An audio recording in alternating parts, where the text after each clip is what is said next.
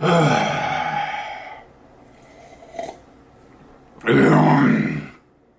morning, you motherfucking sunshines.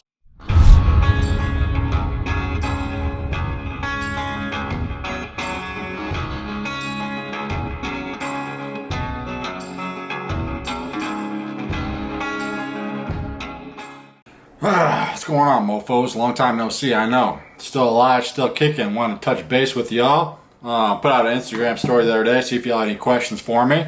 There was a shit ton. The video is probably going to be long, but I want to put it all in one. If I don't answer your questions in this video, I apologize. Just shoot me a DM. I'll try to answer that on Instagram for y'all. But a little update on what I've been up to. Just working my ass off, being a slave to the system. Been working 2 jobs. Without a day off, basically, for the last 4 months. I've had 2 days off in 4 months. This is my second day off.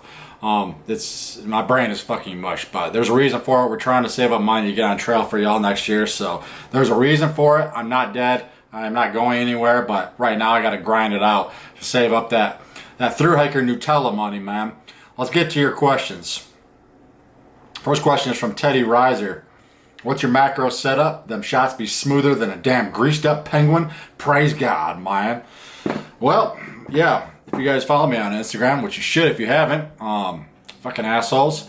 Yeah, I've been shooting a lot of macro lately. The reason for that is because I work so goddamn much. I can't get out my camera as much as I want. Macro photography allows me to go out before work for 20 minutes, 20 minutes after I get home, before the light goes away, and get some quick insect photos. So that's why I've been posting that. As far as my macro setup, the camera body I use is Sony a7 IV.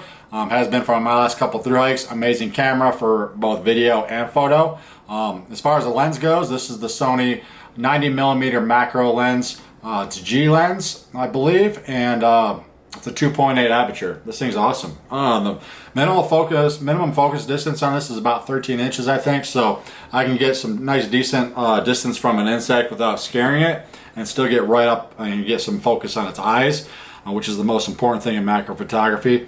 If you guys follow my reels on Instagram, you notice this big ass contraption on the end of my camera. Basically what this is a flash and diffuser. In macro photography, you have to shoot at a very small aperture, like f11, f8, f10, something like that, to get a lot of the insect in focus. But that causes your image to have less and less light. The flash allows you to brighten up the image, basically, and still get everything in focus. So, Kodak's flash, this big ass thing on the end of it is the diffuser.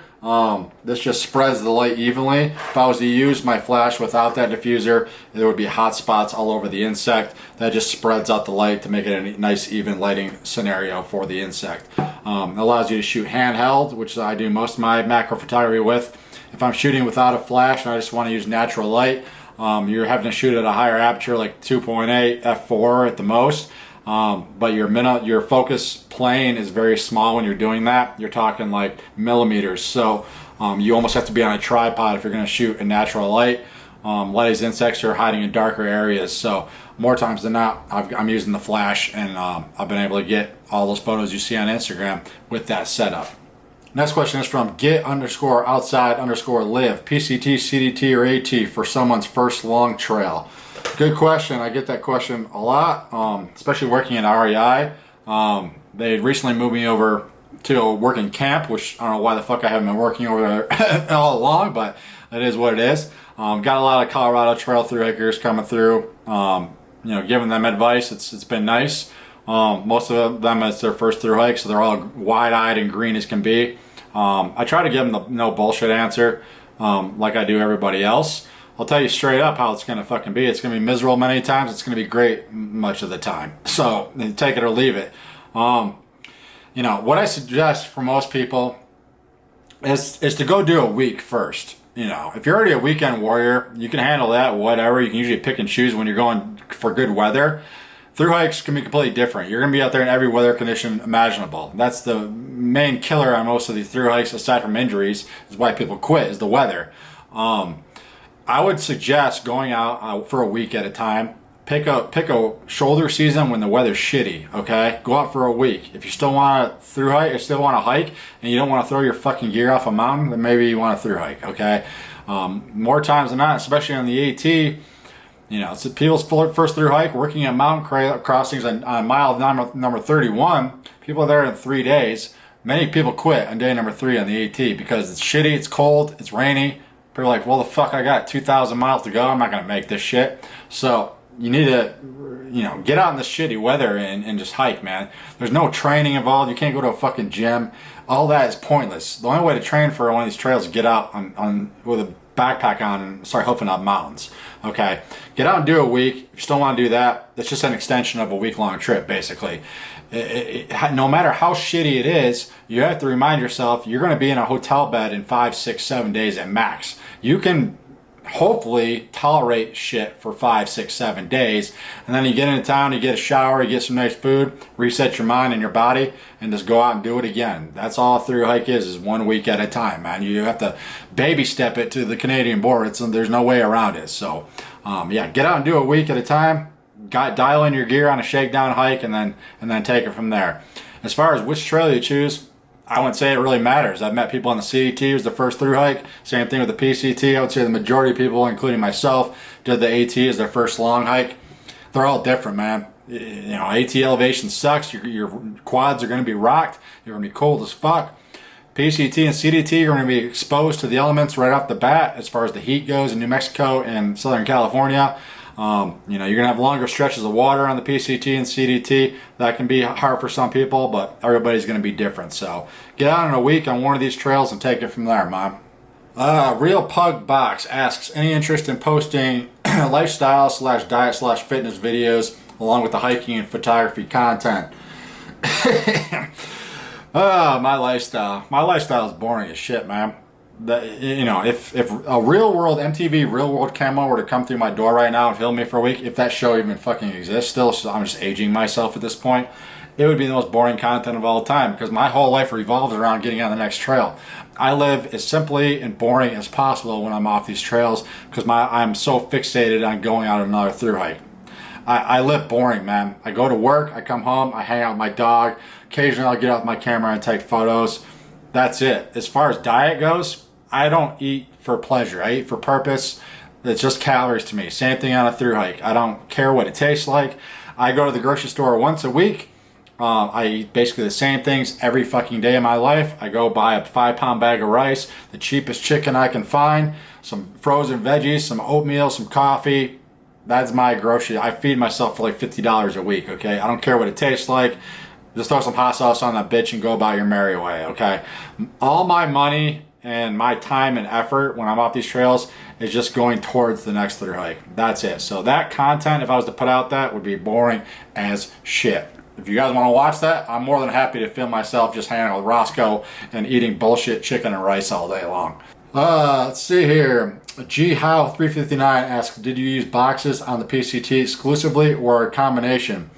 You know, my situation is going to be unique to most people in that because I do YouTube, you know, especially on the PCT, I didn't have to buy food more times than not. You know, I have amazing people that follow me. You guys are awesome. My Patreons and just people that watch my videos in general. I had so much support on the PCT, especially towards the end when we got into that shitty weather up in Washington.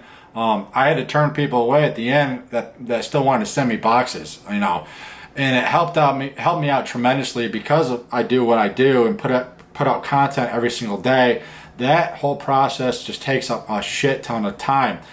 Excluding filming the stuff on trail, that takes up a lot of the day as well. But when I get into town on these through hikes, all I want to fucking do is kick my feet up and relax like every other through hiker. But I can't do that. You know, I have to find someplace with good Wi-Fi, which is not always easy. I have to sit next to my iPad for 6-7 hours uploading these videos, and then schedule them all, and then, you know, edit photos for Instagram. It's a lot of fucking work. So having my food waiting for me when I got to town was a tremendous help. All I had to do is go to the post office and pick up my box, which was awesome. Now, I know people are going to have that situation. So what do you do? If you're paranoid about it, stop stressing for one, okay? It's not that fucking hard. These long trails, it is so easy to hike as far as resupply, and with Gut Hook, the people are going to help you out along the way. It's like having a YouTube following, okay? thru hikers are going to help each other out, okay? Except for Sobos, because they're all asshole liars. But if you're northbound, everybody's going to help you out. Listen to the comments and gut hooks. They'll tell you, like, hey, this town you're coming up to, they're charging $3 for a packet of ramen, okay? You might want to send yourself a box there. There's very few places like that along these trails. I remember specifically in Smokies, you know, I spent $70 for like a $3 resupply because they were just charging up the ass for that stuff. East Glacier, same thing up in Montana. They're charging an arm and a leg for stuff. Send yourself a box there. Don't ship yourself boxes before you even start, because your appetite's going to change. Unless you have a serious diet restriction that you need to have certain items, that's one story. But your appetite's going to change on these trails. What you crave on day number 1 is going to be completely different probably than day number 160. So you're just wasting money at that point. If you got all this food waiting for you and you don't want to eat it, what's the point of having it on hand? So just buy it along the way. There's places like Dollar General, Aldi's along the way. You can get some cheap ass food. So just do that. Don't waste your money, Mom. Next question is from Johnny Bell 32. Out of all the thru hikes you've done thus far, which has been your favorite thru hike and why? I've been asked this question a shit ton. I answer it usually the same way. It's probably going to be the same way to the day I die, and that's the Appalachian Trail, man. The Appalachian Trail has so many great memories, and I love it for so many different reasons. Number one, everything that led up before I stepped foot on Springer Mountain. It was such a grind to get out there, so much sacrifice. You know, getting sober, you know, I was starting from rock bottom at that point in time. I was just learning how to live again without alcohol in my life. So once I got over that, then I had to save money for a hike. I didn't have shit for money. I had no gear. I worked 2 full-time jobs as a cook. We're cooking for 16 fucking hours a day. You know, 100-degree kitchen for tourists for a year and a half just to save up to get on that trail. So everything leading up to that, I worked my ass off to get out there. And then when I stepped foot on Springer, all that shit was lifted away, man. The freedom that I experienced on the Appalachian Trail, I'd never experienced before in my life. Just the absolute freedom. No deadlines, no schedules, no bosses, nobody telling you what to do. You just do as you please. You walk, get up when you want. If you want to eat fucking candy bars, which more times than not you are, for breakfast, go for it. You want to hike 5 miles and take a nap, go for it. You know what I mean? It just, you do what you want out there. That was my first experience I had with that lifestyle, and it changed me forever. So the Appalachian Trail, and on top of that, just the people you meet and all the towns and the, you know, the stories at camp, it's just a special trail, man. The AT does it right. Yes, some amazing memories. And then, you know, working at REI here in Denver, you'd be surprised how many people come through that store. And I take a look at them, they're kind of eyeballing me. I'm like, what the fuck are you looking at? And they're like, dude, I hiked with you for 2 days on the Appalachian Trail back in 2018. You know what I mean? You remember people, even though it's just in passing by. That's how special the AT is. You just remember things with pinpoint accuracy that have happened years ago. It's a special time of your life, and it's the most special time of my life I ever had. God damn, it's hot, man. When is fall ever gonna happen? Should have made some iced coffee. Next question is from, let's see here, One Broken Hiker. Do you still have the same fire for backpacking as you did when you first started? That's a great question, man. You know, people, as you get older, your priorities change, and your, you know, the experiences you have in life change. What's important to you? The fire is still there at thru hike, man. You know, this is the longest I've been off trail in 7 years, and it just reminds me how miserable it is when I'm not on trail, man. Just the people you encounter and their priorities, it's just all fucked up to me, man. I just don't understand it. And I take a lot of heat in YouTube comments on these trails because I bash people's lifestyles a lot. You know, if you want to have a family and you want to have a nice house and a nice car, more power to you. It's just not for me, man. I know it comes off as, if you live that kind of life, you're an asshole. But to me, that it just doesn't mean anything to me, okay? I don't care about my bank account. I don't care about saving for retirement. I don't care about having a mortgage. A new car, it means nothing to me, okay? It's the experiences. To me, you know, looking at myself, if I could see into my future, and let's just say I lived that life, okay? Let's just break it down. If I had continued on that path as a cook, And I worked myself into the ground for 40 fucking years. By the time I reached 65 and I had all this money saved up and I could buy a house and a property and, you know, and move down to Florida, wherever the fuck, play shuffleboard all day, was it really worth it? I don't think it would be. At least not for me. I want to live my life now. So that's what I'm going to do. And you know, there's plenty of people you meet on these trails that have the same perspective of life. And if you've never experienced a thru hike before, you can't really talk shit because you don't know what it's like. You know, once you get a taste of that life, it's just, that's the most important thing. I want to have memories when I'm 65. I don't want to have a fucking bank account, but then my knees are shot and my brain is fucking mush from listening to a bullshit boss for 40 years, and I can't do anything with that money. I'd rather use it now and live my fucking life and have all the memories to look back on when I'm old and decrepit. Sigfried of Sweden asked, what was your favorite thing about the Kungsleden and the worst? Sweden is a beautiful country, first of all, man. It was that was a great experience. I would say, starting off in the worst, it was just so short, especially coming from what I've done. I finished that trail, it's 270 miles. I finished in less than 3 weeks, I think, you know.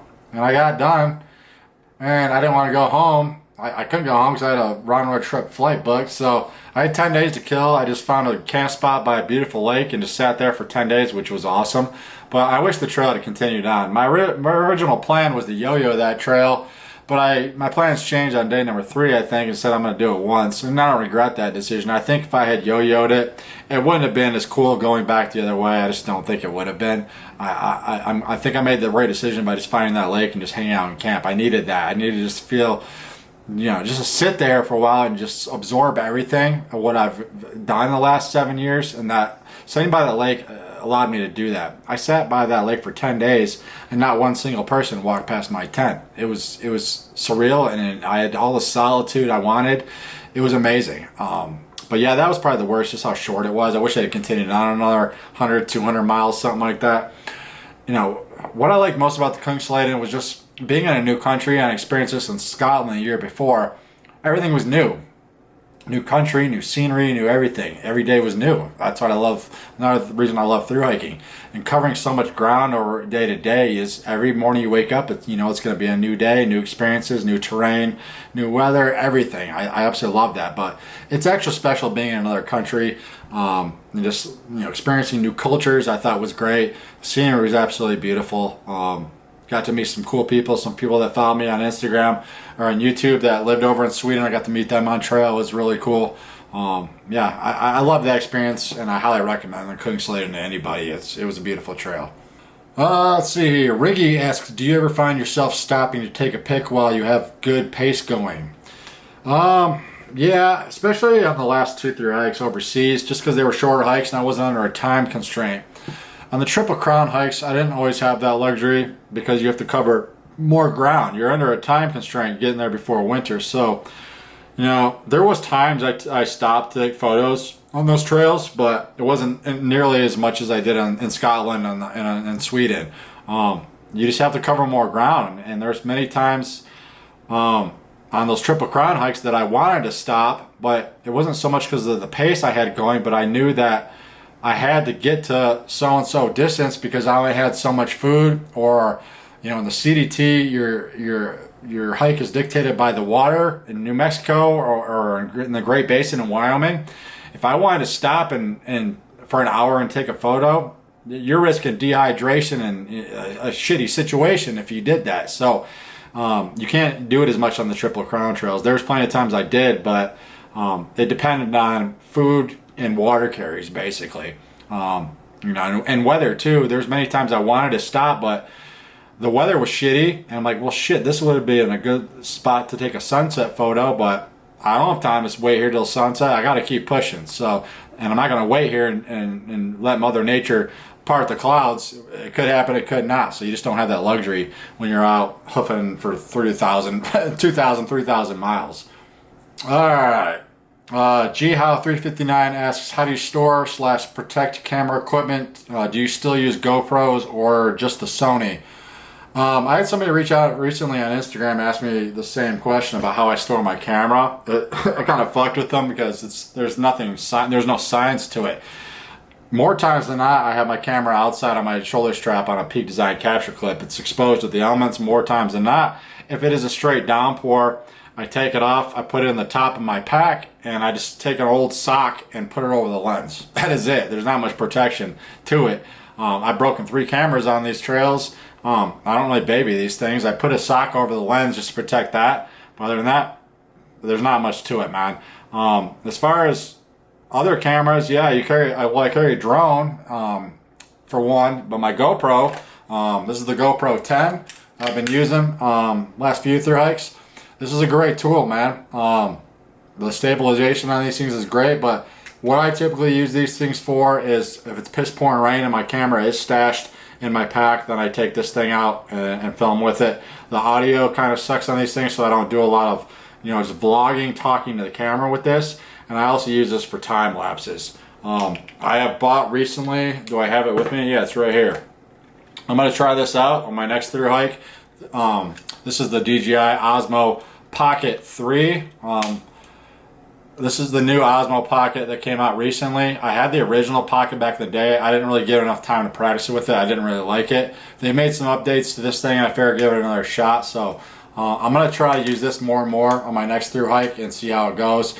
There is no weather sealing on this thing like the GoPro, so that's the only thing I'm paranoid about. The battery life seems decent, so it's going to be an experiment with that, but I'll probably still, I don't know if I'm going to carry the GoPro on the next hike or not, because I don't expect a lot of rain on that trail, but we'll decide once I get closer and see what my weight and my pack looks like.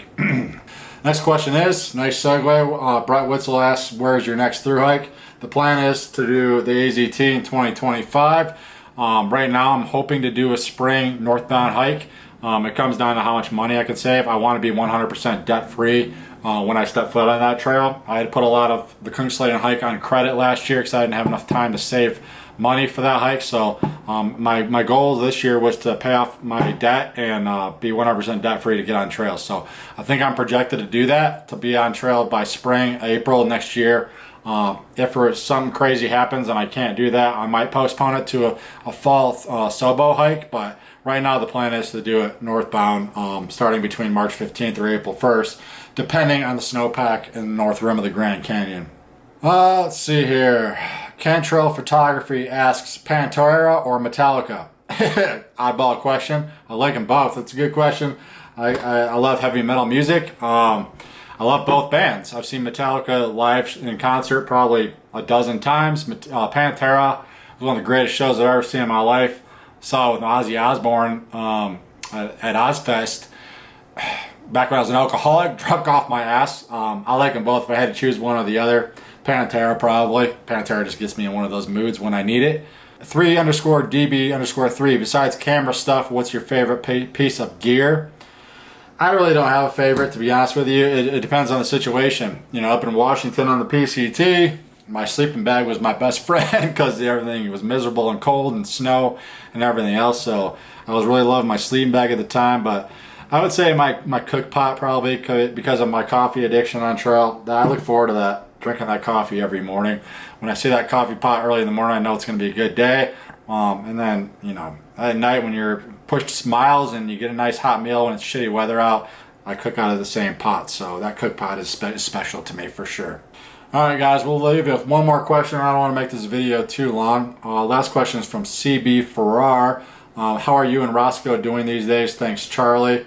I want to add to Charlie's question because he comments on all my stuff. So thank you for following along, Charlie. You've been with me a long time. I'm doing the best I can considering. This is the longest I've been off trail in 7 years and my brain is fucking fried dealing with people.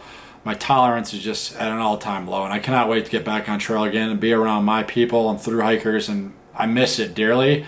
Rosco is an old man now. He'll be 10 years old next week, I believe. So, he's still kicking, but he's getting up there in age, man. He's got arthritis. He can't get out and hike with me anymore.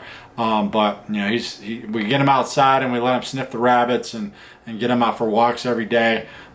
He's still my boy and we've been through a lot together. Rosco, I got him a week before I got sober, so you know, I owe him my life pretty much. Aside from hiking, Rosco was a big reason why I'm still sober today. You know, we've been through so much together. He's moved, I think, to 5 different states with me now. He's been through everything with me, so I love him dearly, and that was the main reason I wanted to take this year off from hiking, was because of him. So, you know, Rosco, his tail's always wagging when I get home from work. I need that. I need to give him a hug every day. You know, he doesn't judge me. He doesn't question what I do. He's always there, and he's always happy, and he's always there for me. So I owe everything to Rosco P. Waggletails, and I'm glad I've got to spend this year with him. It's been awesome. So he's helped me get me through working my ass off and dealing with these bullshit tourists around here and all these fucking I'll stop there. I'll save it. I could rant forever, but anyway, yeah, Roscoe's special, man. So we're doing okay. All right, guys. Well, we're gonna leave you there. I'm glad we got to touch base. I know it's been a while. I've just been working my ass off, and I don't have the time to touch base as much as I'd like to. But I'm gonna cut down my schedule to 1 day a week in my second job, so I at least have 1 day off a week. I'm gonna try to push out more content for you guys on those days, whether I go out to the park and photograph, you know, kingfishers or go out and photograph insects. I'll try to put some content out for you guys, and I'll try to keep the photos coming on Instagram as well. So thank you all for your patience. I'm not going anywhere. My plan is to be on trail for you guys next spring. So be patient, and I want to take a special moment to thank my Patreons for sticking with me. You guys are the big reason why I can do this year in, year out. Without y'all, you know, it's probably gonna be a couple year gap in between these trails. So you guys have helped me out tremendously. So thank you to all my Patreons. All right, fuckers, I babbled on long enough. This is your boy IB Tap. We'll holler at you fuckers next time. All my bones are dislocated. I just keep on